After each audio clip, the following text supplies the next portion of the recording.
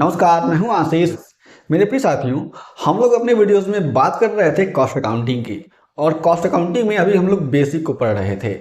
इसी बेसिक में आज हम लोग समझने वाले हैं कि ऑब्जेक्टिव क्या होता है कॉस्ट अकाउंटिंग का, यानी ऑब्जेक्टिव्स ऑफ कॉस्ट अकाउंटिंग। ध्यान से सुनिएगा कि जब कोई भी कंपनी अपने बिजनेस के लिए कॉस्ट अकाउंटिंग करवाती है तो कॉस्ट अकाउंटिंग करवाने के पीछे उसकी मंशा क्या होती है, मतलब उसकी इच्छा क्या होती है, उसकी डिजायर क्या होती है। इसी के बेस पर वह कंपनी कॉस्ट अकाउंटिंग करवाती है और अपने कॉस्ट अकाउंटिंग से रिलेटेड ऑब्जेक्टिव्स को देखती है। जब कभी भी हम लोग बात करते हैं कॉस्ट अकाउंटिंग के ऑब्जेक्टिव्स की, तो जो भी कंपनियां कॉस्ट अकाउंटिंग करवाती हैं उनके मन में तमाम तरह की बातें ऑब्जेक्टिव्स के रूप में आती हैं कि रिक्वायरमेंट क्या है, क्या ज़रूरत है कि कॉस्ट अकाउंटिंग करवाई जाए।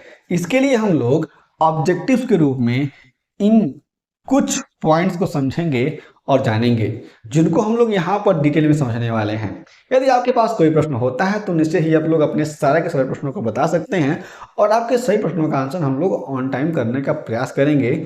हम लोग आज समझने वाले हैं ऑब्जेक्टिव्स में पहले कि कॉस्ट कंट्रोल। कॉस्ट कंट्रोल की बात करते हैं तो आपको समझ में आ गया कि कंपनी क्या कर रही है, अपने कॉस्ट को कंट्रोल कर रही है। अब कॉस्ट को कंट्रोल करने का मतलब क्या होता है, इसको हम लोग यहां समझते हैं। कहा गया है कि cost control involves managing and regulating. Cost control का मतलब होता है कि मैनेज करना। ठीक है, मैनेज करने का मतलब आप लोगों ने पहले समझा होगा जब आप लोग मैनेजमेंट पढ़े होंगे तब। तो मैं यहाँ पर इसको डिटेल में नहीं बताता हूँ, मैं केवल ये कहता हूँ कि कॉस्ट को कंट्रोल करने का मतलब होता है मैनेजिंग और रेगुलेटिंग। अब मैनेजिंग और रेगुलेटिंग किसका होगा, क्या होगा, एक्सपेंसेस का। कंपनी क्या करती है, जब वह कॉस्ट कंट्रोल करेगी, जो भी ऑब्जेक्टिव होगा उसका कॉस्ट अकाउंटिंग उसके अंतर्गत में, उसके अंडर में, तो क्या करेगी, मैनेज करेगी और रेगुलेट करेगी अपने सारे के सारे एक्सपेंसेस को, to ensure they align with the budget are predefined target.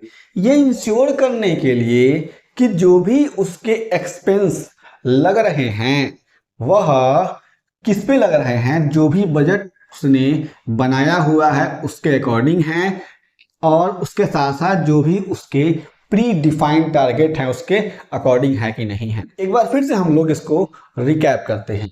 देखिए, कहा गया है कि cost control involves managing and regulating expenses to ensure they align with the budget are predefined target. Cost control का मतलब ये होता है कि कोई भी कंपनी क्या कर रही है, अपने एक्सपेंसेस को मैनेज कर रही है और रेगुलेट कर रही है, यह इंश्योर करने के लिए, यह चेक करने के लिए, यह जानने के लिए कि जो भी एक्सपेंसेस उसके द्वारा लगाए जा रहे हैं वे बजट के साथ और उसके जो pre determined, pre defined target हैं उसके अकॉर्डिंग सारे के सारे एक्सपेंसेस लग रहे हैं कि नहीं लग रहे हैं। ऐसे मान लीजिए कंपनी ने कोई भी प्रोजेक्ट लिया और उस प्रोजेक्ट के अनुसार क्या कर रही है, प्रोडक्शन कर रही है, और कंपनी ने डिसाइड किया हुआ है कि उसमें इतने पैसे लग जाएंगे, इसके साथ साथ उसका इतना मटेरियल लगेगा, उसका इतना लेबर लगेगा और उसके ओवरहेड्स इतने लग जाएंगे।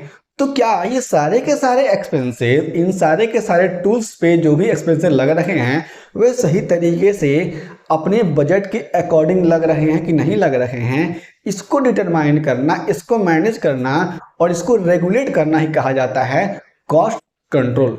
आपकी परीक्षाओं में छोटे प्रश्नों में भी कॉस्ट कंट्रोल आ सकता है, तो हम लोग आगे भी समझने वाले हैं कॉस्ट कंट्रोल को बहुत डिटेल में विद एग्जांपल। ठीक है, आगे देखते हैं कॉस्ट रिडक्शन। कॉस्ट रिडक्शन का मतलब आप लोग समझेंगे कि जो भी कॉस्ट लग रहा है ना किसी भी स्पेसिफिक फंक्शन में, किसी भी प्रोडक्शन में, उसको घटाया जाना, कम करना, रिड्यूस करना।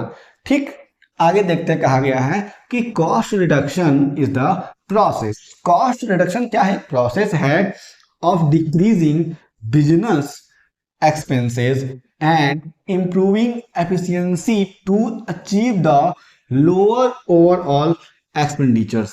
बात तो ध्यान में रखिएगा कि कॉस्ट रिडक्शन किसी भी बिजनेस के लिए, किसी भी कंपनी के लिए एक प्रोसेस के रूप में काम करता है, जिसका काम ये होता है कि डिक्रीज करना यानी कम करना बिजनेस के एक्सपेंसेस को। जो भी एक्सपेंसेस उसके प्रोडक्शन में, सप्लाई में, तमाम तरह के कार्यों में लग रहे हैं, उन सारे के सारे एक्सपेंसेस को डिक्रीज करना, कम करना, और उसके साथ साथ जो भी एफिशिएंसी है, जो भी कुशलता है बिजनेस की, उसको इंप्रूव करना कि एफिशिएंसी बढ़े, कॉस्ट कम हो और प्रोडक्शन हमारा सही तरीके से हो, तो निश्चय ही प्रॉफिट ऊपर जाएगा।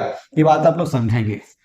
To achieve lower overall expenditure, और जो भी कंपनी बजट बना के चल रही है कि हम लोग क्या करेंगे, अपने लोअर एक्सपेंडिचर को लगाएंगे और अधिक से अधिक पैसा कमाएंगे उसको अचीव करने के लिए। क्योंकि सारी की सारी कंपनियां जो भी काम कर रही हैं वो चाहती हैं कि उनका एक्सपेंडिचर कम हो और उसके साथ साथ जो भी वह काम कर रही उसमें एफिशिएंसी आए और उनका प्रॉफिट हाई हो जाए, सेल्स हाई हो जाए। ठीक है, आगे चलते हैं। तीसरा आता है असर्टेनमेंट ऑफ कॉस्ट, यानी कॉस्ट को असर्टेन करना। भाई साहब, जो भी प्रोडक्शन हो रहा है ना, उसके प्रोडक्शन में और प्रोडक्शन के बाद जो भी गुड्स और सर्विसेज डिस्ट्रीब्यूट किए जा रहे हैं, उन सारे के सारे कार्यों में कितना कॉस्ट, कितना एक्सपेंस आ रहा है, उसको देखना, समझना और उसका कैलकुलेशन करना, कंपटीशन करना कहा जाता है असर्टेनमेंट ऑफ कॉस्ट, यानी कॉस्ट को असर्टेन करना। इसमें क्या कहा गया है हम लोग समझ लेते हैं। कहा गया है कि असर्टेनमेंट ऑफ कॉस्ट इन्वॉल्व्स, यानी इसमें इन्वॉल्व है किसमें? असर्टेनमेंट ऑफ कॉस्ट में द डिटेल्ड डिटर्मिनेशन, यानी डिटरमाइन करना, निर्धारित करना भाई साहब, एंड कैलकुलेशन ऑफ एक्सपेंसेस। कहा गया है कि असर्टेनमेंट ऑफ कॉस्ट में किसी भी एक्सपेंस का कैलकुलेशन करना और उसको डिटरमाइन करना, मतलब कितना खर्चा लग रहा है, इनकर्ड इन प्रोड्यूसिंग, खर्चा लग रहा है किसमें? गुड्स को प्रोड्यूस करने में, producing goods and delivering services, और किसी भी सर्विस को डिलीवर करने में। ये बात हमें समझनी है। असर्टेनमेंट का मतलब यही होता है, असर्टेनमेंट ऑफ कॉस्ट का मतलब यही होता है। आगे चलते हैं, कहा गया है परफॉर्मेंस इवैल्यूएशंस। अब जब कोई भी कंपनी कॉस्ट अकाउंटिंग को अपने वहां पे इंप्लीमेंट करती है, कॉस्ट अकाउंटिंग लगाती है, तो एक ऑब्जेक्टिव ये भी होता है ना कि जो भी परफॉर्मेंस दिया जा रहा है कंपनी के द्वारा, क्या जो भी काम किए जा रहे हैं वे कैसे हो रहे हैं। इसके लिए जो भी कंपनियां होती हैं अपने परफॉर्मेंस का स्वयं इवैल्यूएशन भी करवाती हैं, यानी इवैल्यूएशन करती हैं।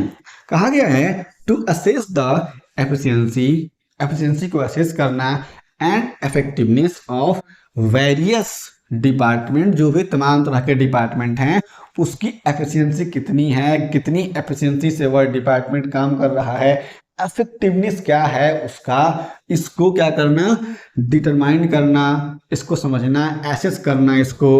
और operation within and organisation, और जो भी ऑपरेशन चल रहे हैं, जो भी काम हो रहे हैं, प्रोडक्शन कैसे हो रहा है, किस तरीके से रॉ मटेरियल लग रहा है, किस तरीके से एक्सपेंडिचर लग रहा है, ओवरहेड कितने आ रहे हैं, इन सारी की सारी बातों का डिटर्मिनेशन करना, इन सारे के सारे कार्यों को एसेस करना ही कहा जाता है परफॉर्मेंस का इवैल्यूएशन। और जब कभी भी कोई भी कंपनी परफॉर्मेंस का इवैल्यूएशन कर लेती है, तभी वह इस कंडीशन में पहुंच पाती है कि वह जो भी बिजनेस है उसकी ग्रोथ के लिए डिसीजन ले सके। ठीक, अगला टॉपिक हमारे पास है, अगला आता है पॉइंट की फैसिलिटेटिंग फाइनेंशियल स्टेटमेंट्स। और जो भी इंफॉर्मेशन कलेक्ट किए जाएंगे ना, उससे क्या होता है, फाइनेंशियल स्टेटमेंट बनाया जाता है। To provide data for preparing financial statement, क्या करने के लिए? डेटा प्रोवाइड की जाती है कॉस्ट अकाउंटिंग के द्वारा। क्या करने के लिए? हमारे पास जो भी फाइनेंशियल स्टेटमेंट बनेंगे उनको बनाने के लिए। आगे हम लोग देखते हैं, तो हमारा छठवां यानी अंतिम है डिसीजन मेकिंग। और जो भी तमाम तरह की चीजें होंगी तो ऑब्जेक्टिव्स ये भी तो होगा ना कि डिसीजन हमें करना है, डिसीजन बनाना है। तो वो देखिएगा, to provide information for making informed decisions regarding pricing, product line and resource allocation। इन तमाम तरह के कार्यों को देख करके समझ करके कंपनी क्या करती है, डिसीजन बनाती है जिससे कंपनी का ओवरऑल ग्रोथ हो सके और क्या हो सके, कंपनी का कॉस्ट कम लगे, कंपनी का कॉस्ट रिड्यूस हो सके। मेरे भी साथ इस वीडियो में हमने समझा कि कॉस्ट अकाउंटिंग के ऑब्जेक्टिव्स कौन कौन से होते हैं। अगले वीडियो में हम लोग कॉस्ट अकाउंटिंग के अनदर टॉपिक को समझेंगे और जानेंगे। यदि आपके पास कोई प्रश्न होता है तो निश्चय ही आप लोग अपने सारे प्रश्नों को बता सकते हैं। यदि आप चैनल पर नए हैं, चैनल को सब्सक्राइब कर लीजिए, वीडियो को शेयर कर दीजिए और लाइक कर दीजिए। हम फिर से मिलेंगे एक नए वीडियो के साथ, तब तक के लिए जय हिंद।